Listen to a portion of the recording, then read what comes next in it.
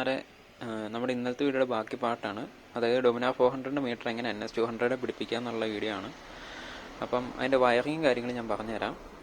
അപ്പം ഇതിൻ്റെ അത് യൂസ് ചെയ്തേക്കണം നമ്മുടെ സ്റ്റോക്ക് NSൻ്റെ കണക്ടർ തന്നെയാണ്. അതുപോലെ തന്നെ ഡൊമിനാറിൻ്റെ അകത്ത് കുറേ വയേഴ്സ് വരുന്നുണ്ട്, മീറ്ററിൻ്റെ അകത്ത് കുറേ വയേഴ്സ് വരുന്നുണ്ട്. ആ വയേഴ്സ് നമ്മുടെ സ്റ്റോക്ക് NSൻ്റെ കണക്ടറുമായിട്ട് കുറേ വയേഴ്സ് എല്ലാം മാച്ചിങ് ആണ്.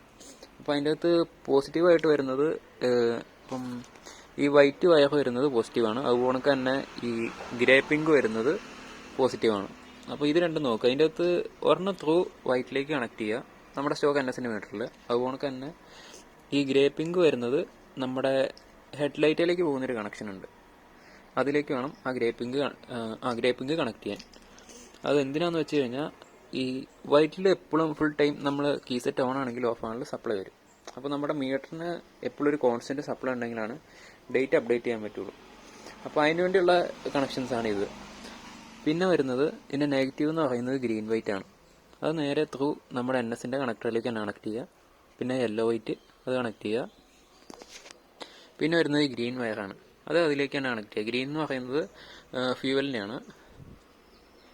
പിന്നെ വരുന്നത് ഓഡോമീറ്ററിൻ്റെ 2 കേബിൾ, അതായത് ഒന്ന് ഗ്രീൻ വൈറ്റും ഒന്ന് ബ്ലൂ വൈറ്റും അതുപോലെ തന്നെ ഒന്ന് ഗ്രീൻ റെഡും. അതിൻ്റെ അകത്ത് ഈ ഗ്രീൻ റെഡിൻ്റെ ഒരു വയർ എടുത്ത് നമ്മുടെ ബോഡിയായിട്ട് ഗ്രൗണ്ട് ചെയ്യണം. അതെന്തിനാന്ന് വെച്ച് കഴിഞ്ഞാൽ നമ്മുടെ മീറ്റർ ഗ്രൗണ്ട് ചെയ്തിട്ടില്ലെങ്കിൽ ചില സമയത്ത് നമ്മുടെ വണ്ടി റേസ് ചെയ്യുന്ന സമയത്ത് സ്പീഡോമീറ്ററിൽ സ്പീഡ് കാണിക്കും, നമ്മുടെ വണ്ടി ഓടുന്നില്ലെങ്കിൽ സ്പീഡ് കാണിക്കും. അപ്പോൾ അത് എപ്പോഴും കോമൺ ആയിട്ട് ബോഡിയായിട്ട് ഗ്രൗണ്ട് ചെയ്ത് വെക്കുക. അപ്പോൾ ഇത്രയും തന്നെ ഉള്ളൂ കണക്ഷൻസ്.